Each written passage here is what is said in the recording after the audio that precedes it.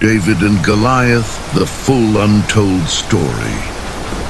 Part 1. The world before the battle.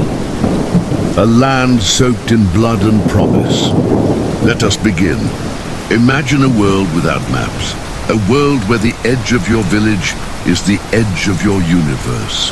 Where the sun rises over hills that your grandfather named and sets behind valleys where your enemies sharpen their swords in the dark.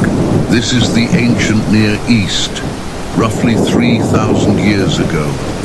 A land bridge between Africa and Asia, between desert and sea, between civilization and wilderness. A narrow corridor of earth that every empire in history has wanted to own, and almost every empire in history has fought over. This is the land of Canaan, and in this land, two peoples are locked in a war that has no clean beginning and no easy end. On one side, the Philistines, on the other, the Israelites. Before we can understand the day, a shepherd boy walked into a valley and changed the world forever. We need to understand who these people were. Because this story, the story of David and Goliath, is not just a story about bravery. It is not just a Sunday school lesson about trusting God over your fears.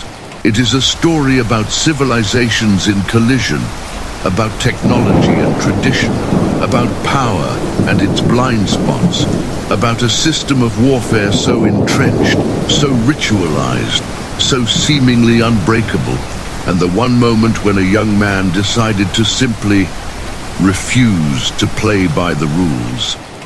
So, let us begin. The Philistines. History has not been kind to the Philistines in the way we talk about them. We use the word Philistine today as an insult, a brutish person, uncultured, unrefined. But the real Philistines were something far more complicated and far more dangerous than a simple slur suggests. They were sea people. Around 1200 BCE, roughly 200 years before our story takes place, a massive migration of peoples swept across the eastern Mediterranean. Scholars still debate exactly who they were, where they came from.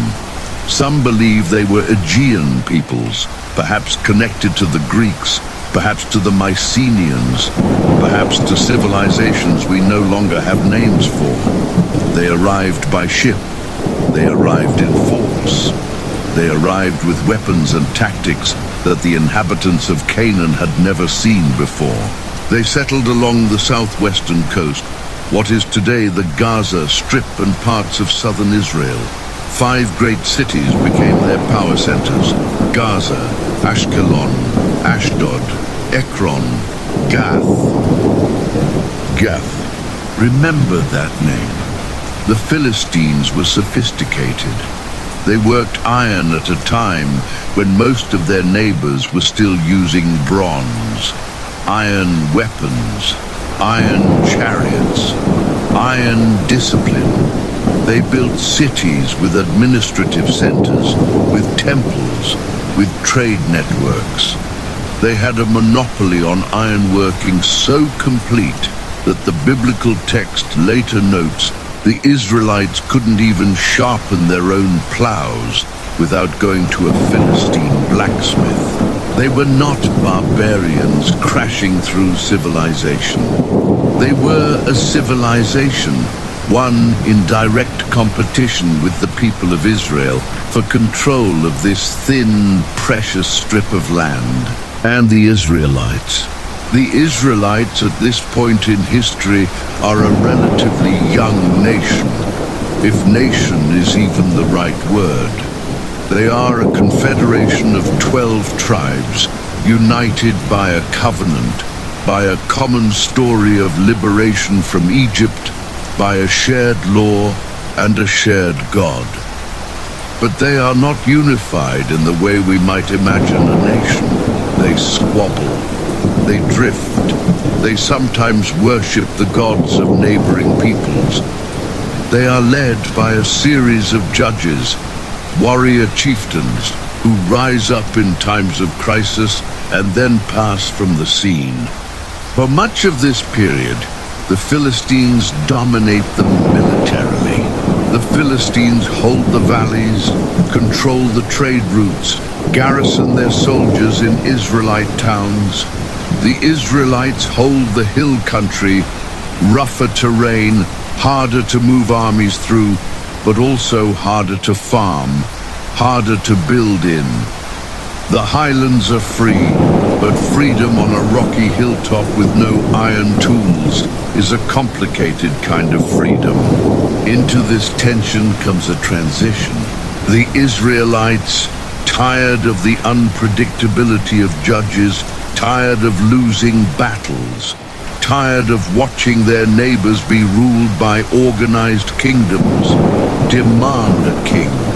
And God, through the prophet Samuel, gives them one. His name is Saul. Saul, son of Kish, from the tribe of Benjamin. He is chosen by lot and by divine designation. Samuel anoints him. And by any human measure, Saul looks like exactly what a nation in crisis needs.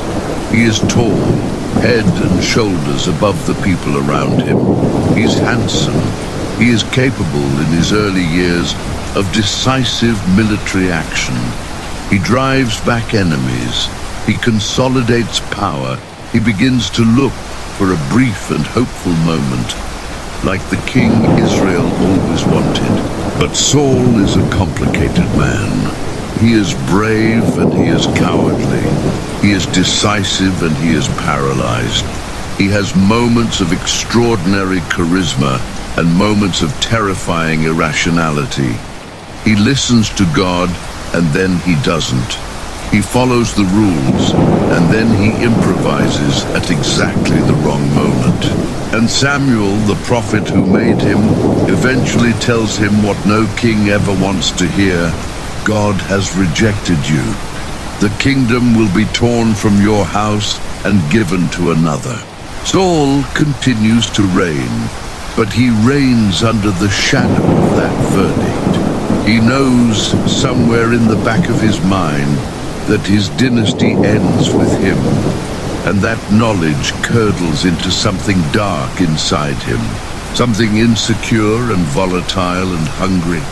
He is still king on the day the Philistines mass in the valley of Elah, but he is a man who has already lost. Part 2, the valley, where mountains look down on men who must choose. The valley of Elah. Say the words out loud. Elah. In Hebrew, it means terebinth, a type of wild pistachio tree.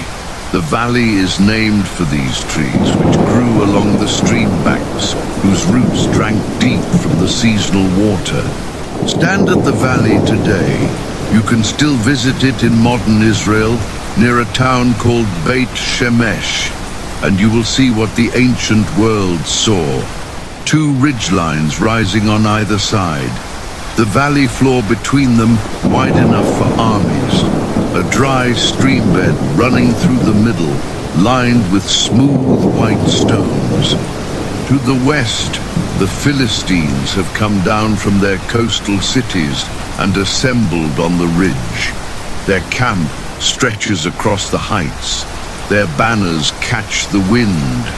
Their soldiers are organized by units, each man in his place, each formation trained, each weapon sharpened. To the east, on the opposite ridge, the army of Israel under King Saul has taken up its position, and between them the valley floor, contested ground, no man's land. This standoff has been going on for 40 days. 40 days is not an accident in the biblical narrative. 40 is the number of testing. 40 years in the wilderness. 40 days of flood. 40 days in this valley means something. It means that this is not merely a military crisis. It is a spiritual trial. A test of who these people are and what they believe, and whether their faith is a real thing or just words spoken in safety. Every morning for 40 days, the Philistines have sent their champion into the valley floor. And every morning, the army of Israel has looked down from their ridge, and they have done nothing. They have done nothing. The Bible says they fled from him and were greatly afraid. Imagine being a soldier in that camp. Imagine waking up on day 38, knowing what is coming, knowing that in an hour or so, you will hear that voice again, that enormous, contemptuous, mocking voice echoing off the valley walls. Knowing that your king, the tall man you followed here, the man chosen by God to lead you, is also afraid. Knowing that somewhere in your heart you believed this would be different, that this time you would find the courage, and you didn't, and you won't. 40 days of that. 40 days of shame, accumulating like sediment on the valley floor. Now the Philistine champion. His name is Goliath. He is from Gath, one of the 5 great Philistine cities, and the text gives us measurements that have fascinated scholars, theologians, and skeptics for thousands of years. In the Masoretic text, the traditional Hebrew Bible, his height is given as 6 cubits and a span. A cubit is approximately 18 inches. A span is about 9 inches. 6 cubits and a span, roughly 9 feet 9 inches tall. This is the number that trips people up. 9 feet 9 inches, nearly 10 feet. The tallest verified human being in recorded modern history, Robert Wadlow of Illinois, reached 8 feet 11 inches and was so structurally compromised by his growth condition that he could barely walk without braces. Could Goliath really have been almost 10 feet tall? Here's where it gets interesting. The Dead Sea Scrolls, manuscripts discovered in 1947 that are over 1,000 years older than the Masoretic text, give a different measurement. 4 cubits and a span. 4 cubits and a span is approximately 6 feet, 9 inches. Still enormous for the ancient world, where the average man stood around 5 feet, 4 inches. 6 feet, 9 inches would have been a giant, a monster, an impossible, terrifying, superhuman figure in the eyes of an ancient soldier. Some scholars believe the number was inflated over centuries of retelling, that with each generation, Goliath grew a little taller, as legends do. Others believe the original number is correct, and that Goliath had a pituitary condition, gigantism, which would explain both his size and, as we'll see, certain other details about him that the text records with strange precision. But here is what no one disputes. Whatever his exact height, Goliath was terrifying. The description of his armor is detailed, almost lovingly so, as if the author wants you to feel the weight of what Israel was up against. He wore a bronze helmet, a coat of scale armor weighing 5,000 shekels of bronze, roughly 125 pounds of metal protecting his torso alone, bronze greaves on his legs, a bronze javelin slung between his shoulders. His spear had a shaft like a weaver's beam, meaning it was thick as a loom rod, the kind of pole that takes 2 hands to carry. The iron point alone weighed 600 shekels, 15 pounds of iron at the tip of an enormous spear, and walking in front of him a shield bearer, a separate soldier whose entire job was to carry Goliath's massive shield. He didn't carry his own shield. He had a man for that. Think about what that says. Goliath moved through the world so laden with armor and weapons that he needed a supporting cast just to function. He was a weapons platform, in modern military terms, a one-man tank. The Philistines had taken the concept of the heavy warrior to its absolute extreme and built this man to be the supreme expression of that concept. And every morning he walked down into the valley, this impossible edifice of bronze and iron and flesh, and he opened his mouth and he said the same thing. Why do you come out and line up for battle? Am I not a Philistine, and are you not the servants of Saul? Choose a man and have him come down to me. If he is able to fight and kill me, we will become your subjects. But if I overcome him and kill him, you will become our subjects and serve us. And then the challenge, the taunt, the words that rang across the valley and found no answer. This day I defy the ranks of Israel. Give me a man and let us fight each other. This is called single combat, and it is important to understand that this was not an unusual proposal. This was an established practice in ancient Near Eastern warfare. Two champions, one from each side, meet in the middle. They fight. The loser's army surrenders. The winner's army is spared. It's a way of resolving conflict without the enormous cost of a full battle. The dead, the wounded, the disrupted agriculture, the orphaned children, the torched villages. Both sides have to agree to the outcome, of course. Both sides have to trust that the other will honor the result. And in practice, it often doesn't work cleanly. But it's a recognized framework. It's the rules.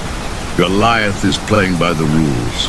And Israel has no answer to him. 40 days, 40 mornings, the same challenge, the same silence, the same shame. Part 3, the shepherd boy. What the fields teach you that the palace cannot. Now we go back before the valley, back to a different landscape, a different kind of story. In the hill country of Judah, there is a town called Bethlehem. It's not a large town, not an important town, not a town anyone would look at and say, yes, this is where history will be made.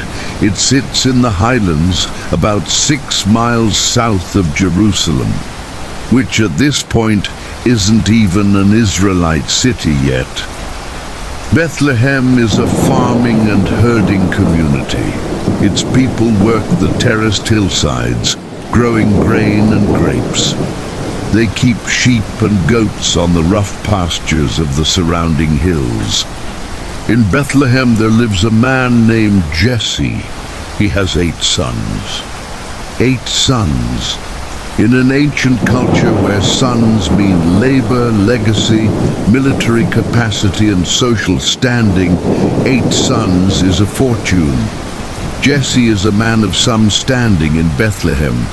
The Bible calls him an Ephrathite, a designation that seems to indicate a certain dignity, a rooted family with history in the place. His 7 eldest sons are grown. Several of them are in Saul's army at the Valley of Elah. His youngest son, his 8th son, is still at home watching the sheep. His name is David. What do we know about David before the valley? The Bible gives us 2 portrait sessions, 2 different moments when David is described, and they seem at first almost contradictory.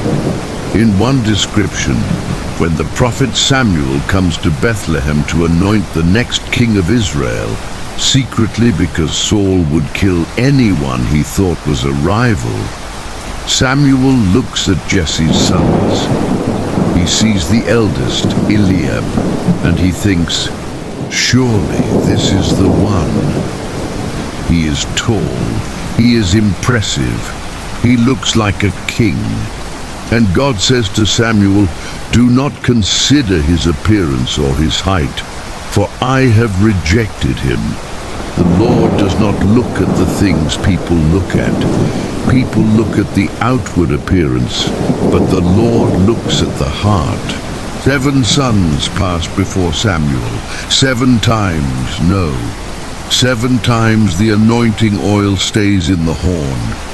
Samuel asks Jesse, "Are these all the sons you have?" And Jesse, and notice this, Jesse doesn't even think to bring David in from the fields. His youngest son, watching sheep, doesn't even occur to him as a candidate. He has to be reminded that David exists. There is still the youngest, but he is tending the sheep. Samuel says, "Send for him. We will not sit down until he arrives." So they send for David, and when he comes in, ruddy with a fine appearance, handsome features, God says, "Rise and anoint him." This is the one. Samuel anoints him, and the Spirit of the Lord rushed upon David from that day forward. But here's the second portrait.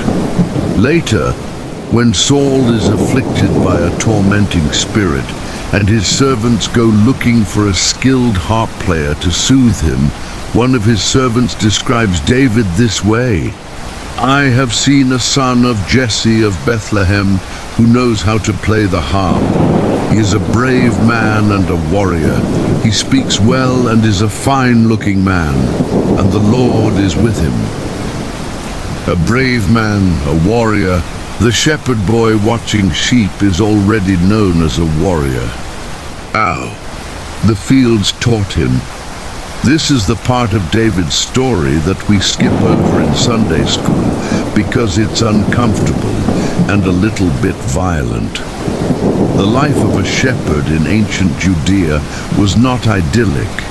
It was not sitting under a tree playing a lyre while fluffy white sheep grazed peacefully in sunlit meadows. Sheep were valuable property, perhaps the most important form of wealth a family possessed. They represented food, wool, the ability to make sacrifices at the temple, a dowry for daughters, currency for transactions. And the hills were full of predators. Lions, bears. Not symbolic lions and bears. Not metaphorical danger. Real lions, real bears. In the hills of ancient Judea, where the wilderness still pressed close to civilization, shepherds faced genuine, lethal predators that could destroy a flock in a single night. David has already killed both. He tells Saul about it later, and the way he tells it is striking for its matter-of-factness. When a lion or a bear came and carried off a sheep from the flock, I went after it, struck it, and rescued the sheep from its mouth. When it turned on me, I seized it by its hair, struck it and killed it. Your servant has killed both the lion and the bear. He didn't run. He chased the predator down. He wrestled it. He killed it with his hands and whatever weapon he had. This is who David is before anyone outside Bethlehem knows his name. He is not a soft boy. He is not a naive child.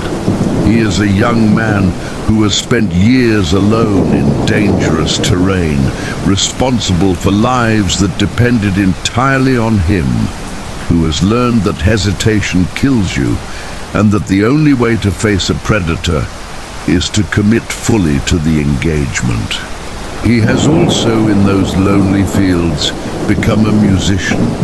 The harp, the kinnor, a small lyre, is his companion in the silence.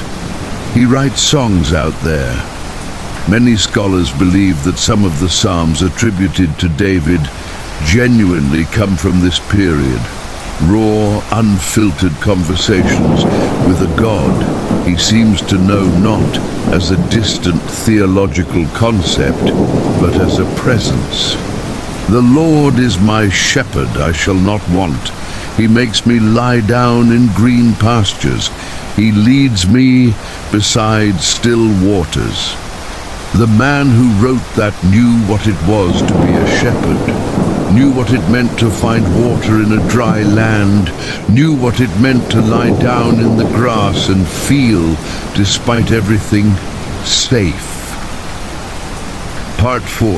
The Arrival. The boy who came to bring cheese and found a war. Now we return to the valley of Elah.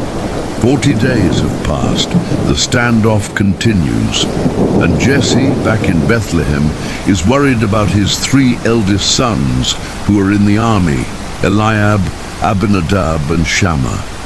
So he calls David in from the fields and gives him a task, a simple domestic task. Take this bread, 10 loaves, to your brothers. Take these 10 wheels of cheese to the commander of their unit and find out how your brothers are doing. Bring me back word. It's a grocery run. It's a welfare check. It's the kind of errand you send your youngest child on. David gets up early in the morning, leaves the sheep with another keeper, and sets off with his pack of food. He arrives at the Israelite camp. The army is going out to take up its battle positions, the same positions they take every morning, the same positions they've been taking for 40 days. He finds his brothers. He greets them. He's unloading the food he brought when the Philistine champion comes down. And for the first time, David hears it. Choose a man and have him come down to me. He watches. He listens. He sees the soldiers of Israel scatter when Goliath appears, men turning, walking quickly away, refusing to meet the gaze of the valley. He hears the fear in their voices. And then he hears something else, a murmur among the soldiers. Do you see how this man keeps coming out? He comes out to defy Israel. The king will give great wealth to the man who kills him. He will also give him his daughter in marriage and will exempt his family from taxes in Israel. David asks, who is this uncircumcised Philistine that he should defy the armies of the living God? Pause on that. Every soldier in that camp has been asking, privately in their hearts, who is this man, and can anyone stop him? They've been asking it in terms of size and armor and military capacity. They've been measuring the problem in physical terms. David asks the question in theological terms. Who is this Philistine that he should defy the armies of the living God? Not who is this big man, not where did they find a guy that size, but who does this person think he is, standing against the God of Israel? He's framing the problem differently, and the frame you use determines the solution you can see. His brother Eliab overhears him, and Eliab's response is telling. He is angry, burning with anger. He snaps at David. Why have you come down here? And with whom did you leave those few sheep in the wilderness? I know how conceited you are and how wicked your heart is. You came down only to watch the battle. There is so much in that response. Eliab is the eldest. He was the one Samuel looked at first and thought might be king before God redirected him. He has been standing in this valley for 40 days, doing nothing, feeling the shame of it. And now his little brother arrives, asks an embarrassing question, and somehow makes the situation even more uncomfortable by being right. You conceited little shepherd, you have no idea what you're talking about. Go home. But David won't be dismissed. He turns away from Eliab. He keeps asking. He asks another soldier and another. And word begins to spread through the camp that But there is a young man, a boy, really, who keeps asking about Goliath in terms that suggest he might be willing to fight him. Word reaches Saul, and Saul sends for David. Part 5. The conversation with the king. When a shepherd speaks, a kingdom must listen. Imagine this meeting. On one side, Saul, king of Israel, head and shoulders above everyone else in the room. A man with military experience, royal authority, and 40 days of fear etched into the lines of his face. On the other side, David, young, probably somewhere between 15 and 20 years old. The text is not specific. A shepherd, a musician, not dressed in soldier's armor, but in whatever he wore for the journey from Bethlehem, carrying the staff he uses to manage sheep. David tells Saul, "Let no one lose heart on account of this Philistine. Your servant will go and fight him." Saul looks at this boy, and he says gently, almost kindly, the way you might speak to someone who has a beautiful but impossible dream. "You are not able to go out against this Philistine and fight him. You are only a young man, and he has been a warrior from his youth." A warrior from his youth, a professional, a man who has been trained in the science of war since he was old enough to hold a weapon. And David tells the king his resume. He doesn't speak of training. He doesn't speak of technique. He speaks of experience, the lion, the bear, the sheep rescued from the mouth of the predator, and then the pivot, the Lord who rescued me from the paw of the lion and the paw of the bear will rescue me from the hand of this Philistine. Saul hears this. Something in him responds to it. Maybe he remembers his own early days before the darkness settled in. Maybe he recognizes something, a quality of certainty, of settled faith that he himself has lost. Maybe he's simply desperate enough to try anything. "Go," said Saul, "and the Lord be with you." And then, and this is a crucial moment that we often rush past, Saul tries to dress David in his own armor. He puts a bronze helmet on David's head. He puts a coat of armor on him. He girds him with his sword. David tries to walk. He can't. "I cannot go in these," David says, "because I am not used to them." So he takes them off. Think about what that moment means. Saul is trying in good faith to give David the best protection available. He is trying to equip David according to the paradigm of warfare that Saul understands. The paradigm that says armor and weapons and size are what win battles. David removes the armor. He is not being foolish. He is not being reckless.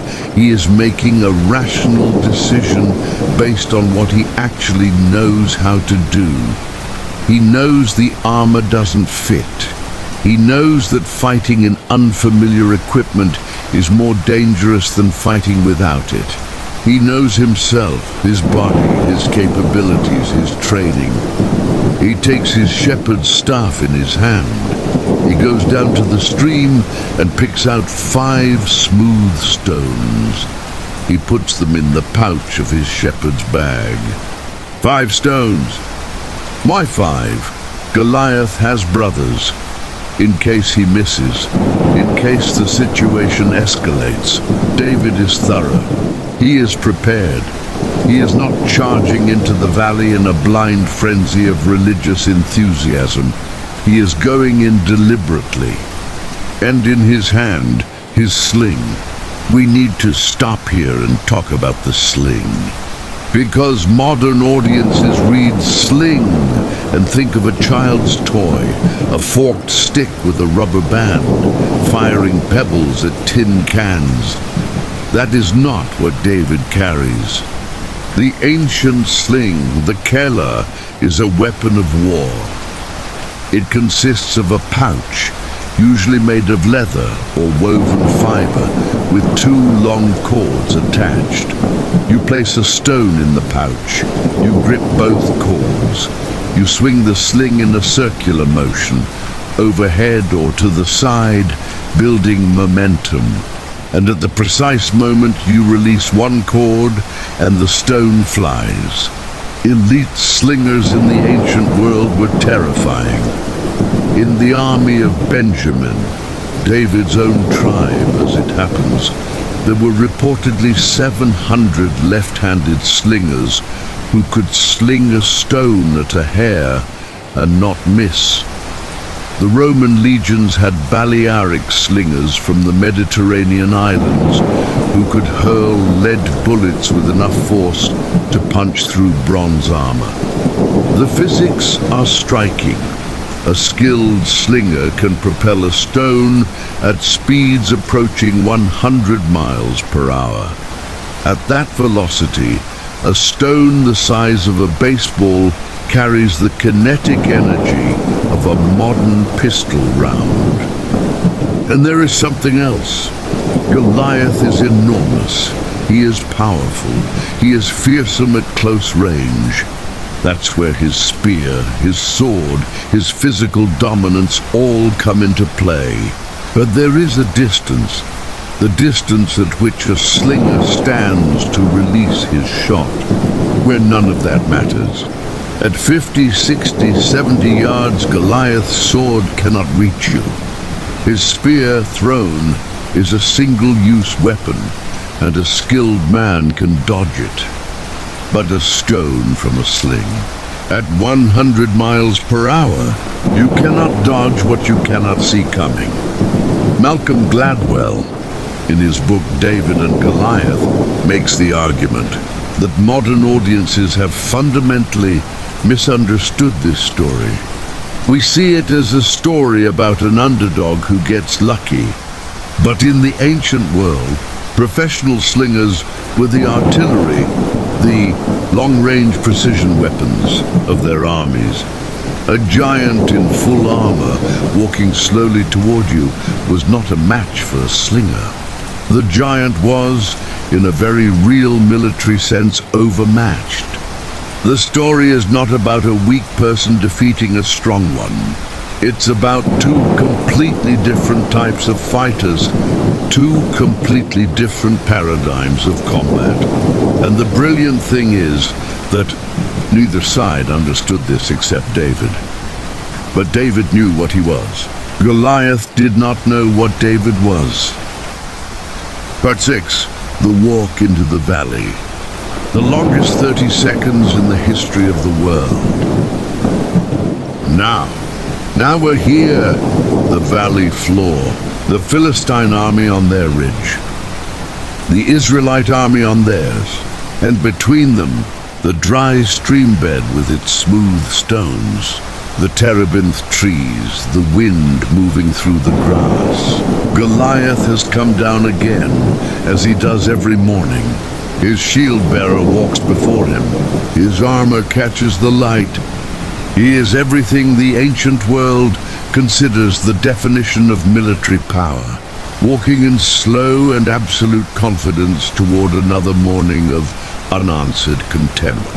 And then he sees David coming out of the Israelite lines, crossing the valley floor toward him, walking, not running, walking toward this thing that has sent an entire army scrambling to the back of their ridge for 40 days. And Goliath looks at him, and what he sees, he cannot process. The Bible records his reaction with almost comic frankness. He sees David, and he disdains him, because David is young, ruddy, and handsome. He is not a warrior by any appearance that Goliath recognizes. He is not armored. He does not have a sword or a shield. He has a staff. He looks like he came from somewhere else entirely, stumbled into the wrong valley, and doesn't realize how lost he is. Am I a dog, Goliath roars across the valley, that you come at me with sticks? He is insulted. He is personally insulted that Israel has sent this to face him. After 40 days of waiting, after 40 days of standing in this valley and calling for a champion, they send a shepherd boy with a stick. He curses David by his gods. He says, "Come here and I'll give your flesh to the birds and the wild animals." This is what total contempt sounds like. And David answers him, "You come against me with sword and spear and javelin, but I come against you in the name of the Lord Almighty, the God of the armies of Israel, whom you have defied." He names the weapons. He acknowledges the sword. He acknowledges the spear and the javelin. He does not pretend they aren't real. He does not pretend that Goliath isn't dangerous. But then, "This day the Lord will deliver you into my hands, and I'll strike you down and cut off your head. This very day I will give the carcasses of the Philistine army to the birds and the wild animals, and the whole world will know that there is a God in Israel. All those gathered here will know that it is not by sword or spear that the Lord saves, for the battle is the Lord's, and he will give all of you into our hands." Theology is battle speech. David is not trash talking. He's making a statement about reality as he understands it. He is saying the outcome of this fight has already been determined by a power that your bronze armor and iron spear tip cannot touch. The battle is the Lord's. And then he runs. He runs toward Goliath. Part 7. The Stone and the Giant. 1 second that rewrote the world. He runs toward the Philistine. His hand goes into his bag. His fingers close around one of the 5 smooth stones. He draws it out. He fits it into the leather pouch of his sling. His feet are still moving, toward the giant, toward the danger, not away. And his arm begins to move, the sling beginning its rotation, building speed, the stone becoming a blur in the leather cradle. And here is a detail that biblical scholars find fascinating. Goliath has a condition. The symptoms described in the text, the enormous size, the fact that he has a shield bearer, suggesting he cannot carry a full-size shield himself, the way he moves slowly, the way he can't seem to identify David properly at first from a distance. Some medical scholars believe these are consistent with acromegaly, a form of giantism caused by excess growth hormone. One of the side effects of acromegaly, in severe cases, is vision problems, specifically reduced peripheral vision and difficulty seeing things at a distance or in motion. Goliath may not have been able to track the incoming stone. He may have stood there in his invincible armor, his spear at the ready, his shield bearer walking before him, waiting for this shepherd boy to do something comprehensible, to charge, to attack with that ridiculous stick, to do something that his training and experience told him a fighter does. And the stone was already on its way. At a distance his eyes couldn't compensate for. Moving at a speed his reflexes weren't designed to counter. The stone strikes Goliath in the forehead. The text is specific. The stone sank into his forehead. Not bounced off, not glanced off, sank into. The kinetic energy of that stone traveling at near pistol velocity after being released from an expert slinger's sling, impacts the one place in Goliath's entire body that isn't covered by bronze armor, the one place where flesh and bone meet the open air. Goliath falls. Face down, the giant falls face forward onto the earth, flat. The greatest military champion of the Philistine world. The terrifying figure who has strode through this valley for 40 mornings and found nothing to fear, nothing to check him, nothing to answer his contempt, falls onto the dirt of the valley floor. He is not dead yet, or perhaps he is. The stone has struck him in the head with enormous force. He is at minimum unconscious, very likely suffering a fatal injury, falling with the dead weight of hundreds of pounds of man and metal. And David runs to him. He doesn't stop. He doesn't wait to see what happens. He runs to where the giant has fallen. He has no sword of his own, but Goliath does. David takes Goliath's own sword from its sheath, and with the weapon of the giant, David kills the giant. And then, and this detail too is specific, he cuts off his head. Brutal, decisive, complete. Goliath of Gath, 6 cubits in a span, or 4 cubits in a span, 125 pounds of bronze armor, a spear with a 15-pound iron tip, a shield so large it required its own bearer, brought down by a smooth stone from a shepherd's bag, and a boy who refused to see the problem the way everyone else did. Part 8, the aftermath. What the valley knew that the mountaintop forgot. The Philistines, watching from their ridge, see their champion fall. The Bible says they fled. 40 days of total military dominance. 40 days of contempt and mockery and the certainty of their own power. And in the space of one slung stone, it is gone. Their champion is down. Their champion is headless. And there is a shepherd boy standing over the body with a sword in his hand, looking up at their ridge.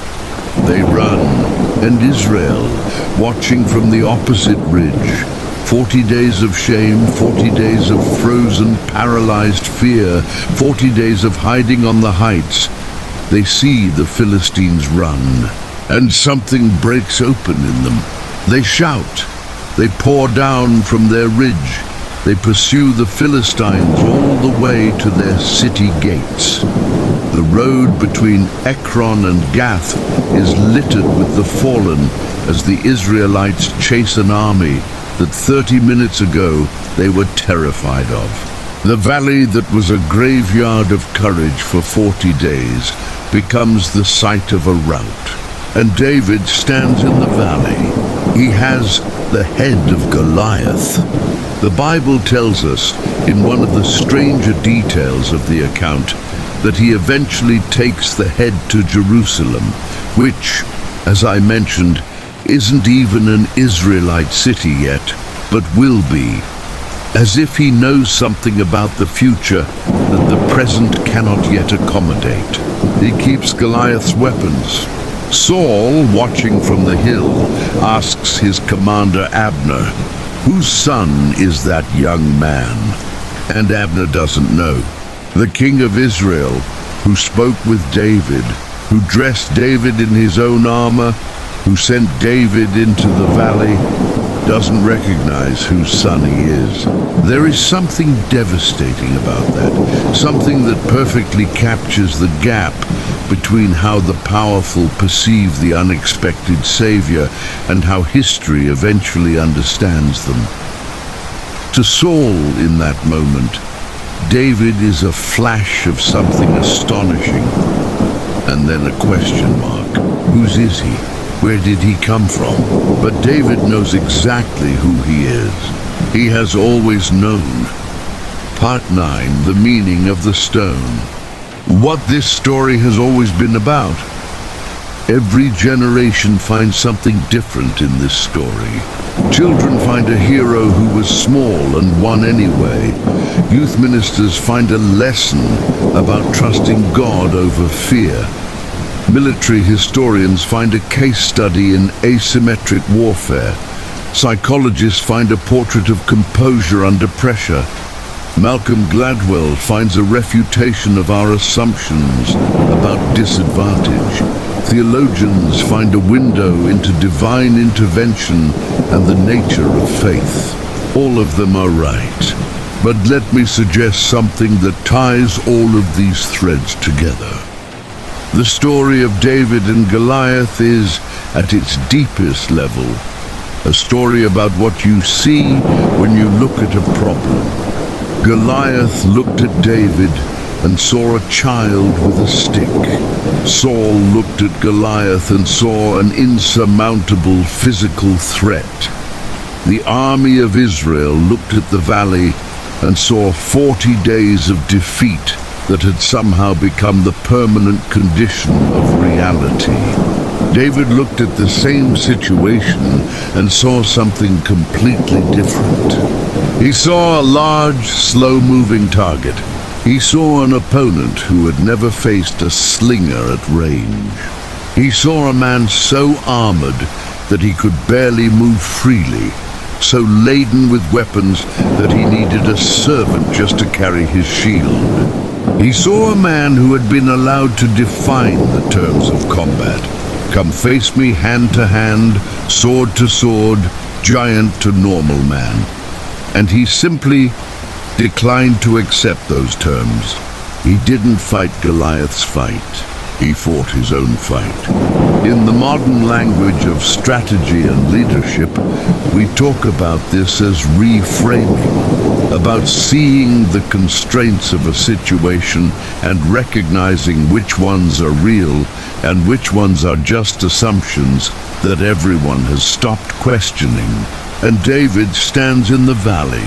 He has the head of Goliath.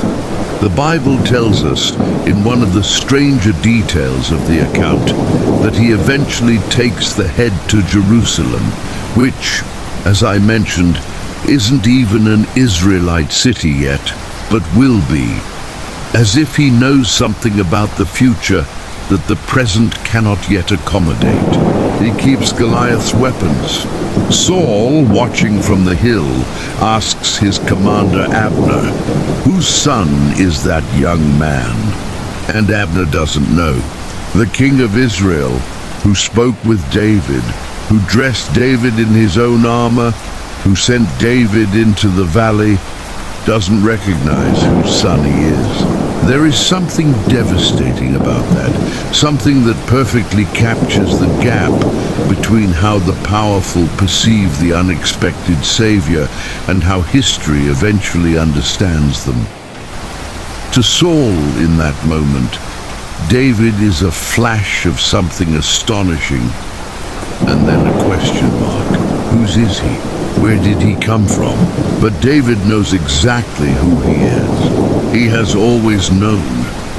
Part 9, the meaning of the stone. What this story has always been about. Every generation finds something different in this story. Children find a hero who was small and won anyway.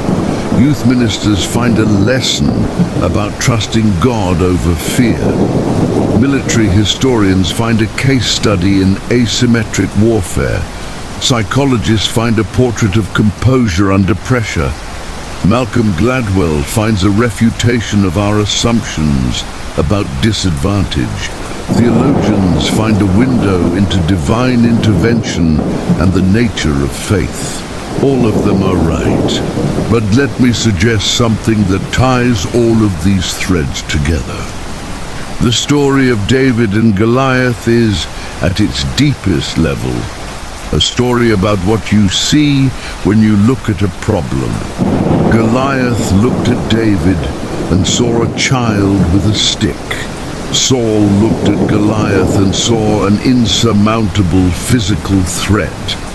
The army of Israel looked at the valley and saw 40 days of defeat that had somehow become the permanent condition of reality.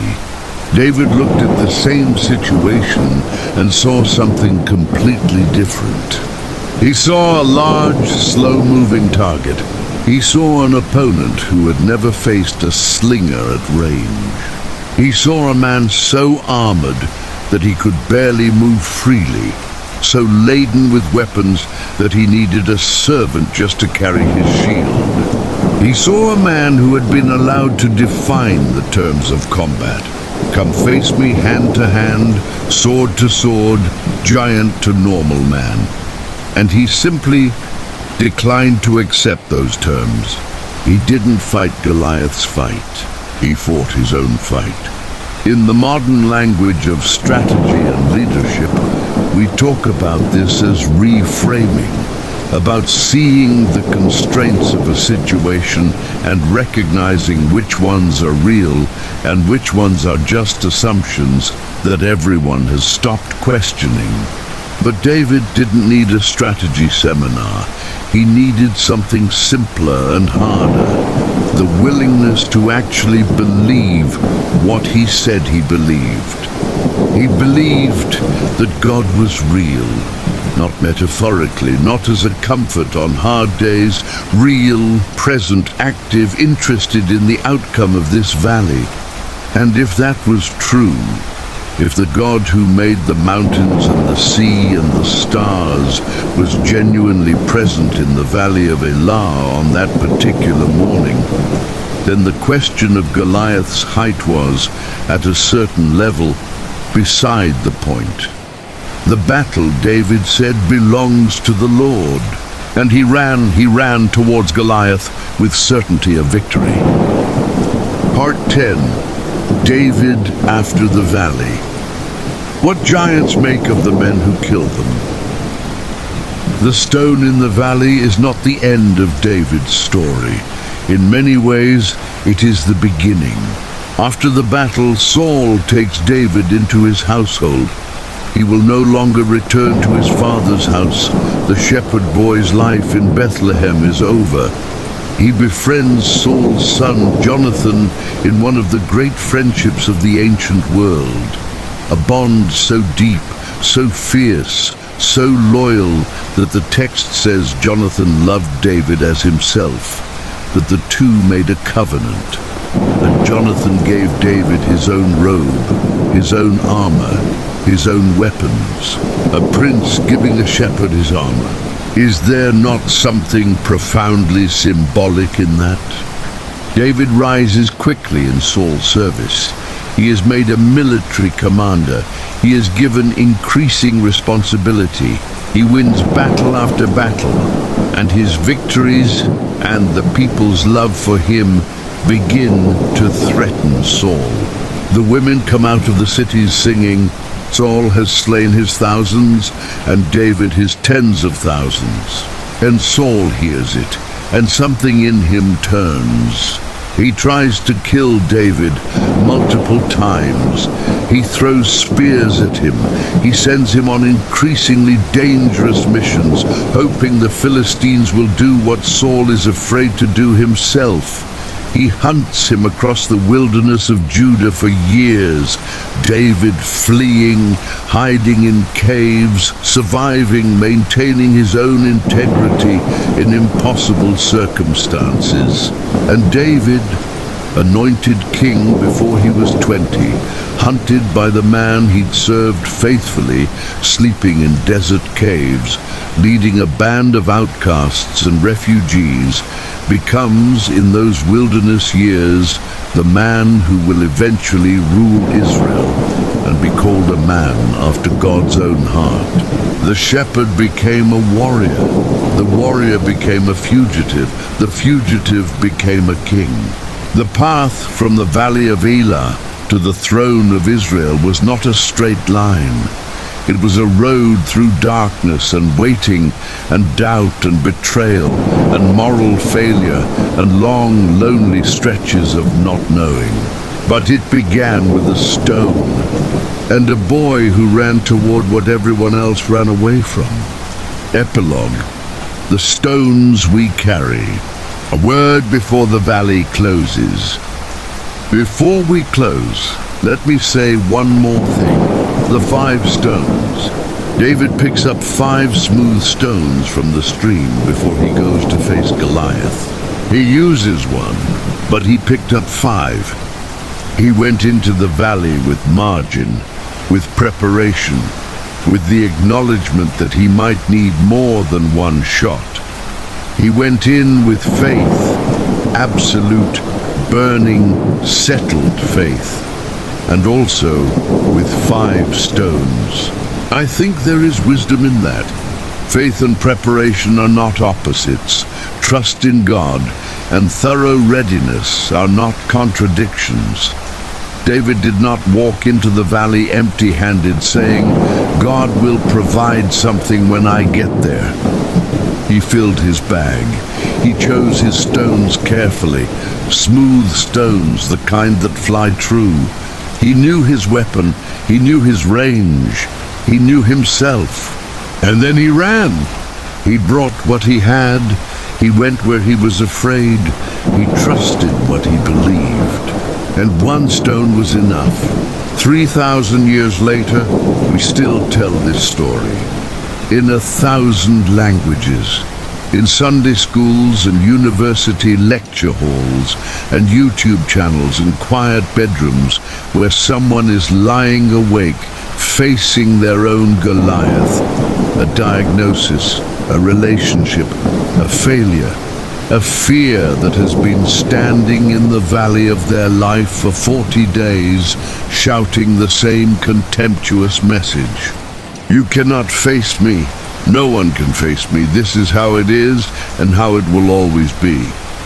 The story survives because the human situation it describes survives. The giant in the valley is a permanent feature of human experience. And so is the question David answered by running towards Goliath. Who will go down? The valley of Elah still exists. You can visit it, you can walk the valley floor. You can bend down by the stream bed and pick up a smooth white stone, the same kind of stone that David picked up. You can hold it in your palm. You can feel the weight of it. It's not very heavy, but then it never had to be. The battle is the Lord's. David, son of Jesse of Bethlehem,